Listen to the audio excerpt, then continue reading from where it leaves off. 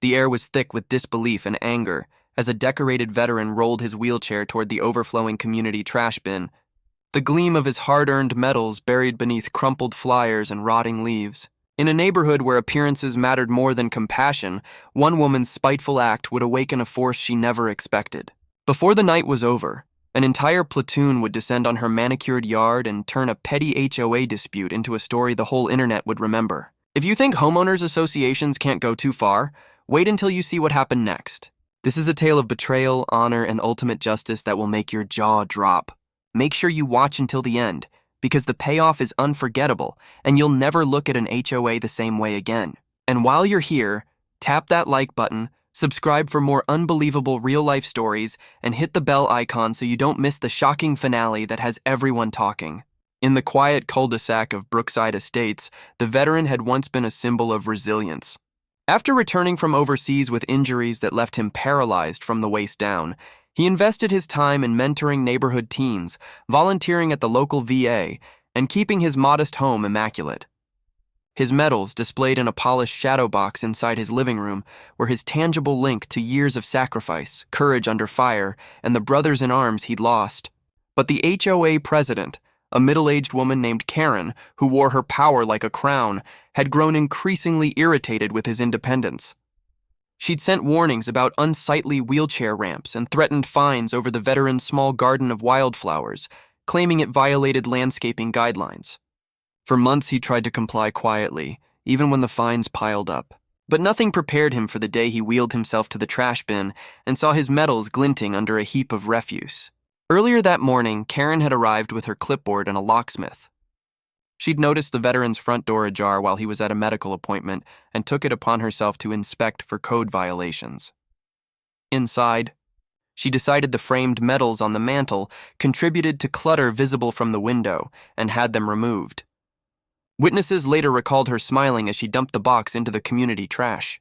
By the time the veteran returned, the damage was done. Neighbors peeked through curtains but said nothing. Shock turned to rage as he retrieved the box, mud splattering the ribbons and bent metal. His hands trembled not from weakness but from a vow forming in his chest. That night he made calls to old friends, men and women who had once shared foxholes, rations, and blood. Some had traded fatigues for suits, some for teaching jobs, some still served. They didn't ask questions. They just said, "We'll be there." While Karen sipped wine on her porch, congratulating herself on enforcing standards, a different kind of planning unfolded across the state. Veterans drove in from hours away, quietly, their vehicles lined with old unit decals. They carried no weapons, only uniforms, berets, and the kind of presence that commands respect without a word. The veteran didn't tell them to intimidate or harm. He told them to bear witness. They understood the power of solidarity. Meanwhile, Karen prepared for the upcoming HOA meeting, drafting new cleanliness amendments and reveling in the authority she wielded. She saw the veteran as a nuisance, not realizing she had crossed a moral line far deeper than property codes. On the evening before the meeting, as the sun dipped and porch lights flickered on, the cul-de-sac fell unusually quiet. Dogs stopped barking. A convoy of SUVs and trucks rolled in, headlights cutting slow beams across the neatly edged lawns. Neighbors stepped onto porches, phones in hand, recording. Karen frowned, clutching her clipboard as uniformed figures began emerging from the vehicles. They were diverse in age, race, and rank insignia, but each moved with the same calm discipline. At the center, the veteran rolled forward, his shadow long under the street lamp, the cleaned medals glinting now pinned proudly to his chest. Karen opened her mouth to speak, but the scene unfolding before her was beyond her comprehension. Without a sound, the platoon fanned out, lining the sidewalk in front of the veteran's home and then her own yard. Flags appeared, unit flags, service flags, folded banners of remembrance. The air grew heavy like the moments before a storm. The veteran raised his chin, not in defiance but in dignity, and motioned. The group saluted. Neighbors felt the weight of history pressing into their suburban bubble. Some began to cry. Karen's wine glass slipped from her hand and shattered on the porch. This was not vandalism. This was testimony. A life's worth of honor she had tried to throw away now stood in living form at her doorstep. And as the flash of cameras and the whisper of social media posts began, the night in Brookside Estates shifted from ordinary to viral legend. Karen retreated inside, blinds snapping shut, but the images were already circulating.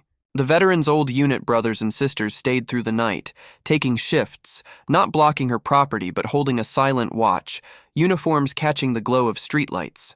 By dawn, hashtags about metals in the trash were trending, news vans idled at the subdivision gate, and the HOA board members were receiving thousands of emails demanding Karen's resignation. As the veteran sat quietly among his comrades, a plan formed for the HOA meeting the next day. They would not storm or shout. They would present evidence, testimonies, and the public eye would do the rest. Chapter 1 ends with the veteran closing his eyes for a moment, feeling both grief and strength, while across the street Karen frantically makes phone calls, unaware that by the next evening her position, her reputation, and perhaps even the HOA itself would be dismantled under the weight of accountability she never imagined.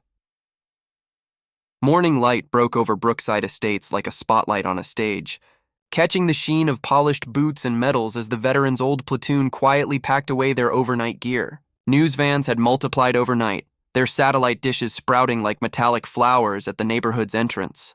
Neighbors who had once peeked from behind curtains now stood openly on lawns, clutching coffee mugs, watching history play out on their own street. Children whispered to one another about the soldiers outside, their parents scrolling through social media posts that had already racked up millions of views. The HOA board's inbox was clogged with demands for action. Karen, meanwhile, hadn't slept. Her blinds were still drawn tight, but the blue glow of her phone moved back and forth across the upstairs windows as she fired off frantic messages to allies on the board. She tried to frame the situation as security risk, telling them she might call the police. But when she looked out and saw the silent formation of veterans, the flags, and the cameras, she hesitated. She understood instinctively that any rash move could backfire spectacularly in the court of public opinion. The veteran, seated at the center of it all, felt the weight of the moment as well. He had not asked for chaos. He had asked for accountability. The platoon around him moved with unspoken coordination. One group set up folding chairs under a canopy, creating a respectful space for supporters. Another group passed out photocopied statements detailing what had happened, the timeline of Karen's intrusion, the removal of the medals, and the documented history of her harassment. The statements were clear, factual, and bore multiple witness signatures. Reporters descended on the scene. Microphones hovered near the veteran's wheelchair, but he only gave a brief nod before turning his gaze back to Karen's house. His silence spoke louder than any quote could. This was not about a media circus. It was about truth. Inside, Karen paced like a caged animal.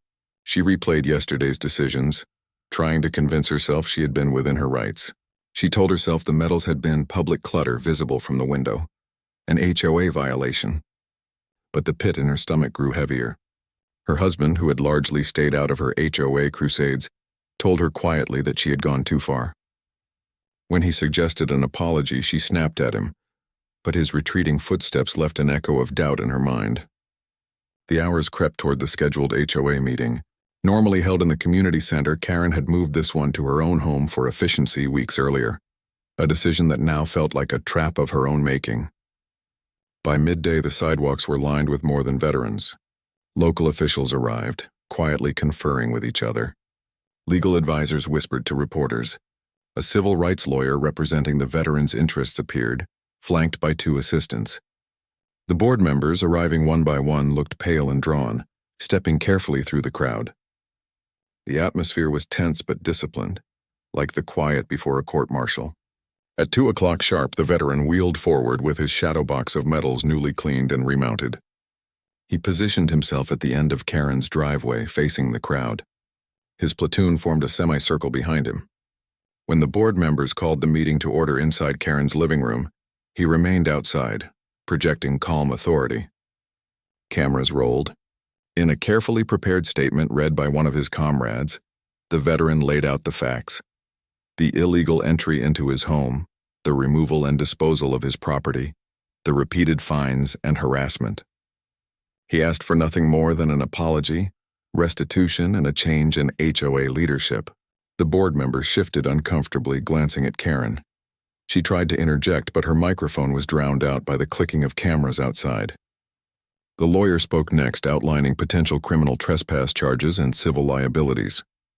His tone was measured, professional, but each point landed like a hammer on the board's veneer of authority. Neighbors, once silent, now began to murmur in support of the veteran. Even those who had been intimidated by Karen's past threats nodded along, emboldened by the platoon's presence. Inside her own home, Karen felt the power she had hoarded for years slip like sand through her fingers.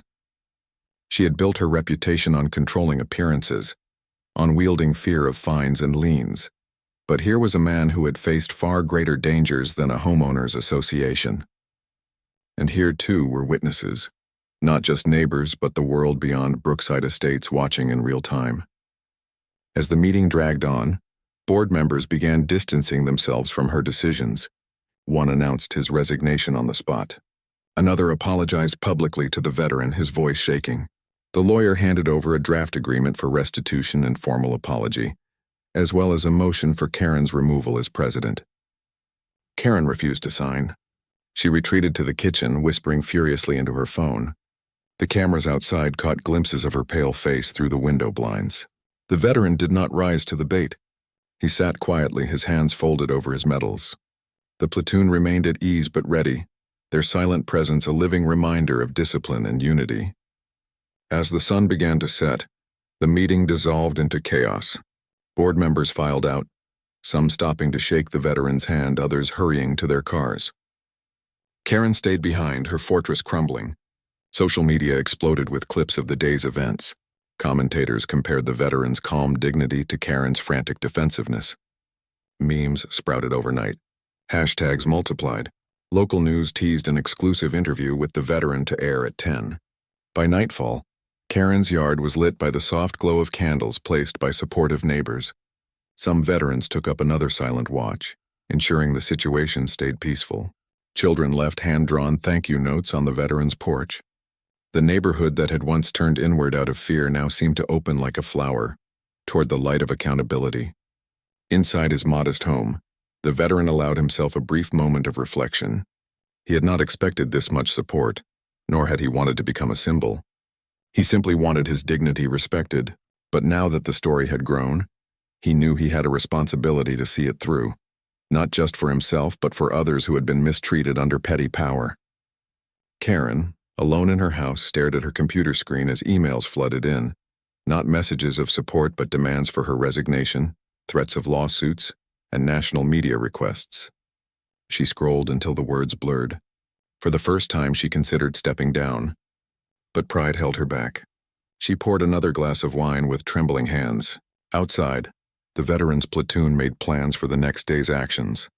They would not harass, but they would attend the follow-up meeting scheduled at the community center. They would bring more documentation, more witnesses, and if Karen still refused to yield, they would take the matter to court. The veteran closed his eyes, hearing the low murmur of his comrades strategizing in the next room. He thought of the night his medals had been thrown away, the cold metallic sound of them hitting trash. He thought of the friends he had lost overseas, and how their memory had driven him to stand up, even from a wheelchair, against injustice here at home. As he drifted toward sleep, a sense of resolve settled over him. Tomorrow would be the real turning point.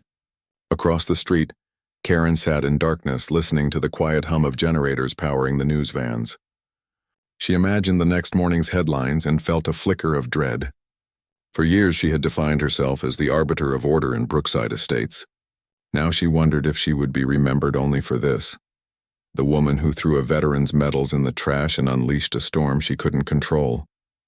Outside, a breeze lifted the flags on the lawn, their fabric snapping softly in the night. It sounded like distant applause or perhaps like a warning. As midnight approached, the neighborhood settled into uneasy stillness, everyone aware that tomorrow's meeting at the community center would either bring resolution or escalate the battle further. And in that moment of fragile calm, Chapter 2 closes, poised on the edge of confrontation yet to come, with both the veteran and Karen preparing in very different ways for a day that will define them both.